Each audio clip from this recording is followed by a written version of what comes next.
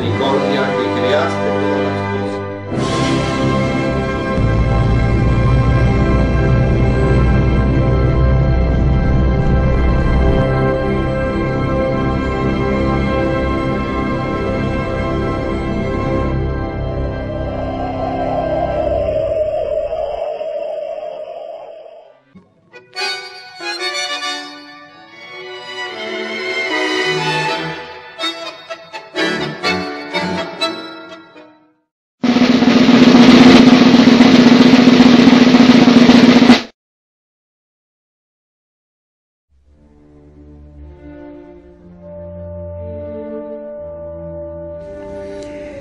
En 1929, San Francisco ya era una ciudad de unos 20.000 habitantes, muchos de origen extranjero.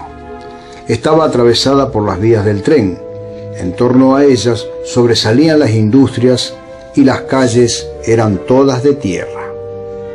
La principal fuerza política era el Comité Popular de Defensa Comunal, liderado por el ex intendente Serafín Trigueros de Godoy, quien perdió por escasos votos frente a César Ferrero de la agrupación Plusvalía. El Partido Comunista se había establecido tempranamente en la ciudad y contaba con una buena organización entre los obreros locales.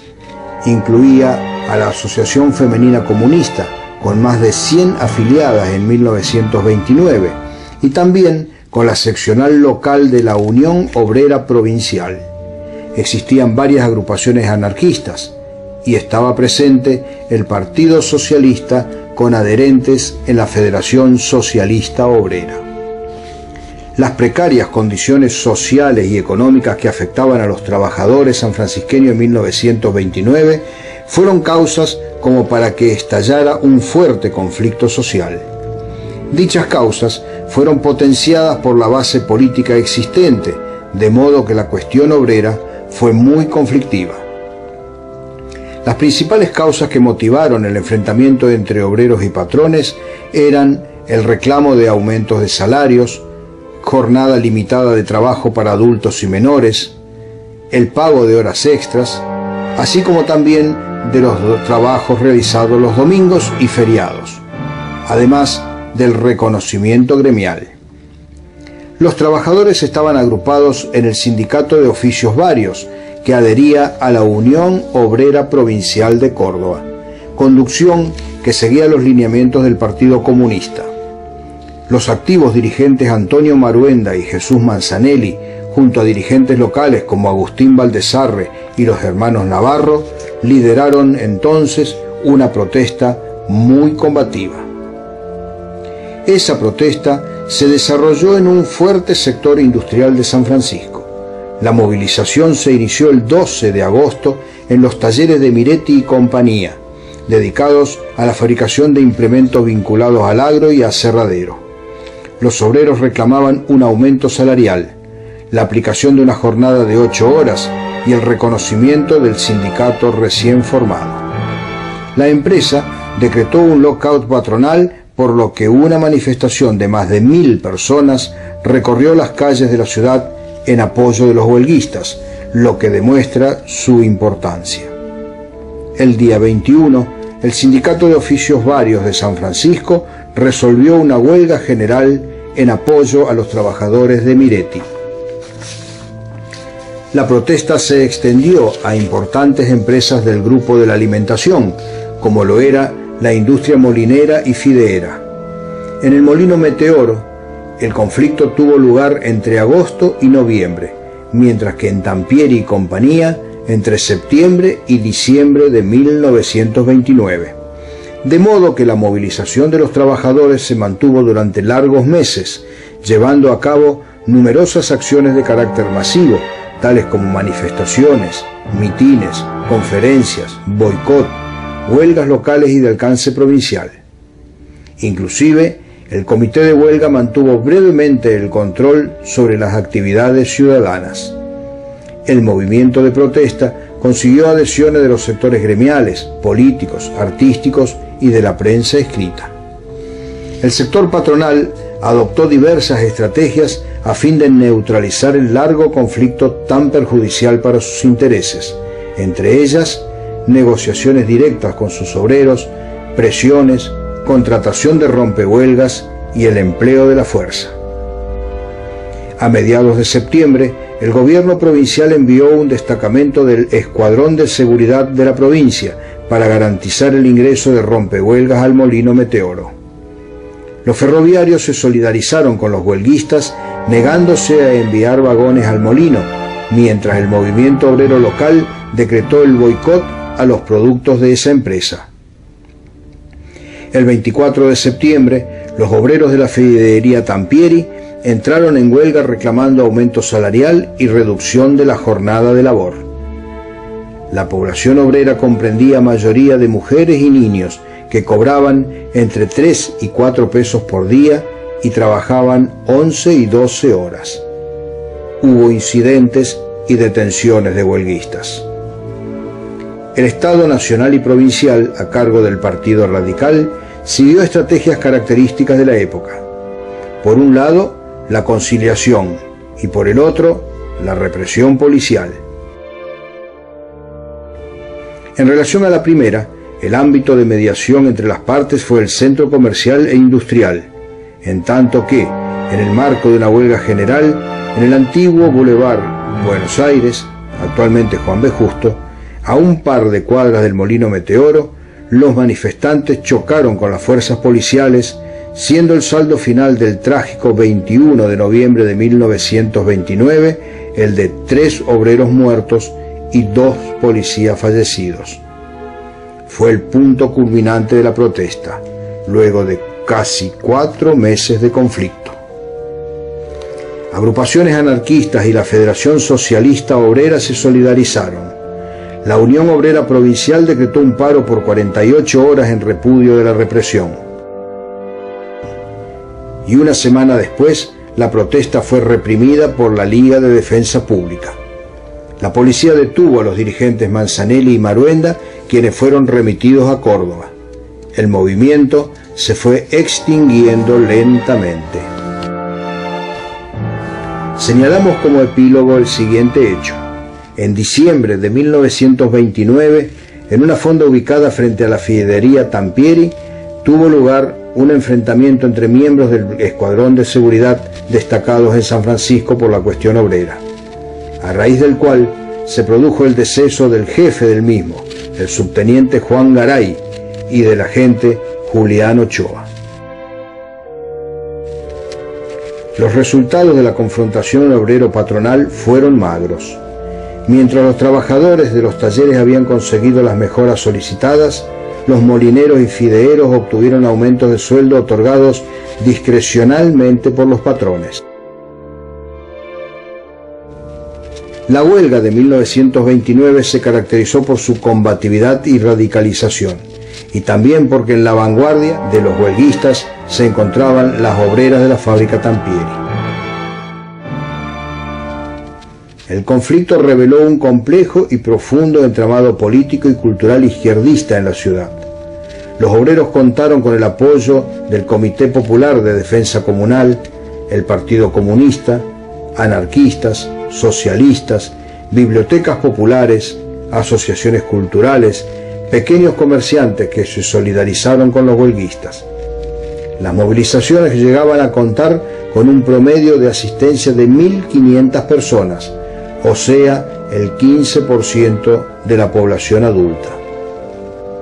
En consecuencia, en la década siguiente se manifestó el aumento de votantes en los partidos de izquierda en la ciudad, así como también la persecución y detención de antiguos dirigentes obreros.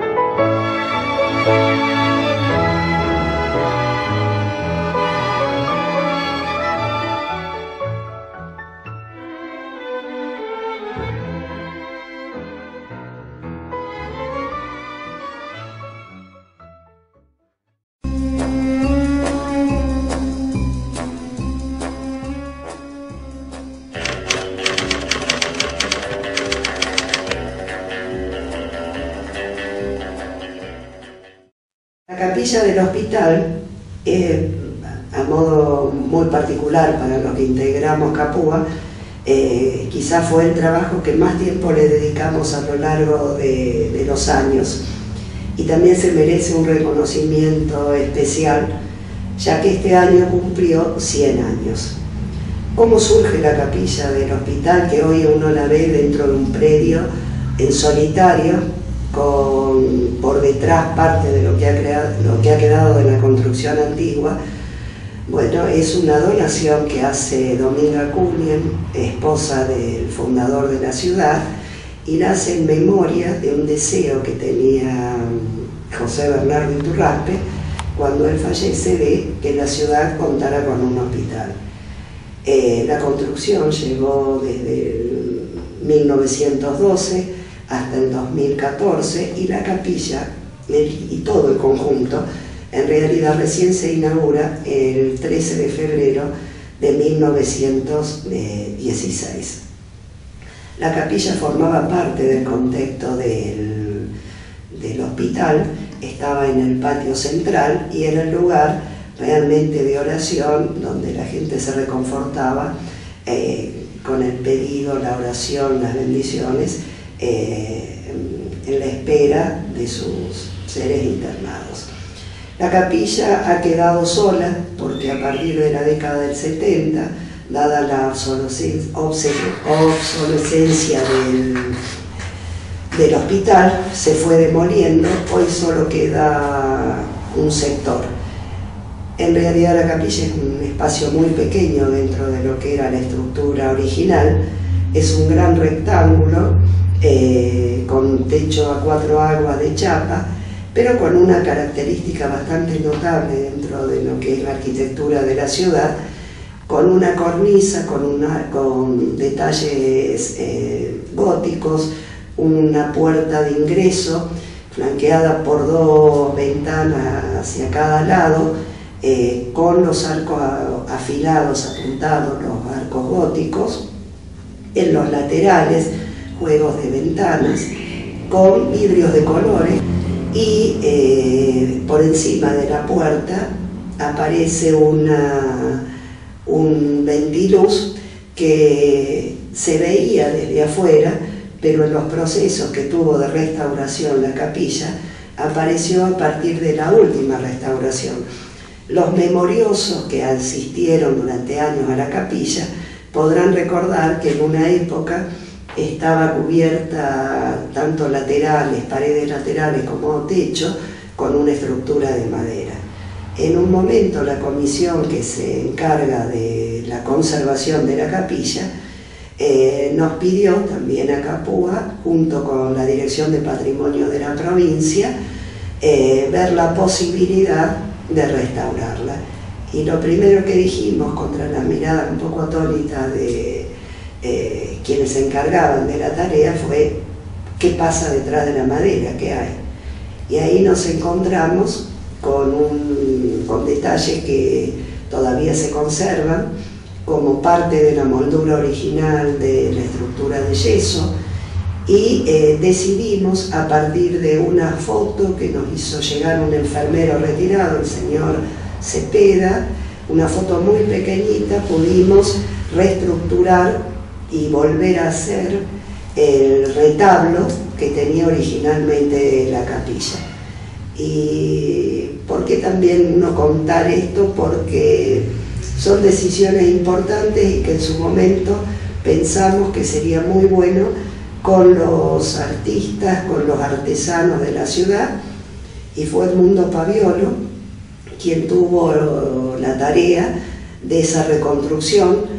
Inclusive viajamos a la zona a testear retablos, a ver la colorimetría, y realmente fue muy interesante porque ya habíamos descubierto en un proceso anterior parte de la hornacina donde está la Virgen, con sus escaleritas por detrás para facilitar el ingreso, una serie de elementos muy interesantes.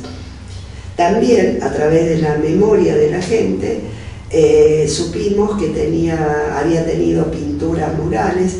No hicimos un proceso de quitado de la pintura porque realmente el presupuesto era muy acotado.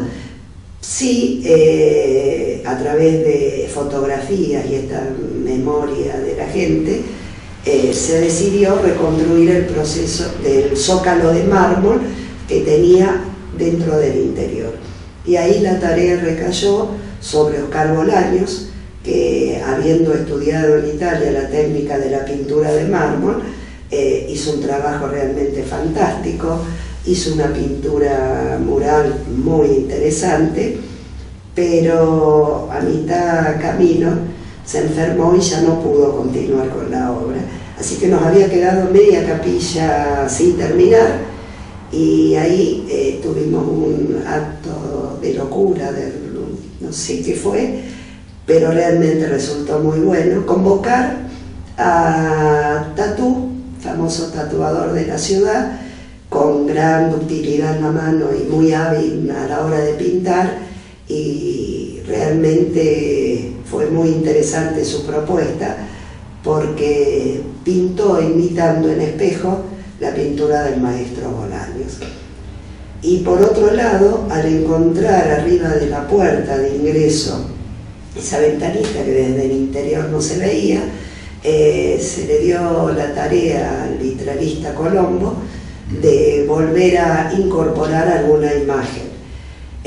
La capilla en la actualidad se mantiene en muy buen estado de conservación, debido fundamentalmente a la gran contribución de esta comisión que fomenta todo esto. Con el tiempo la capilla ha perdido su torre, que la tenía en el extremo este, que realmente componía el conjunto de una manera muy interesante, pero bueno, parte de eso se perdió.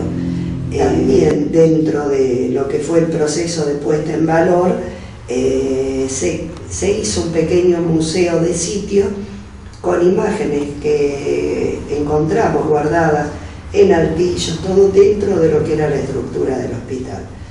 También para nosotros fue realmente muy importante acompañarlo durante, creo que 25 años, en todo mantener la capilla, y fue el último trabajo que hicimos juntos todos con lo que fueron los arquitectos de Capua.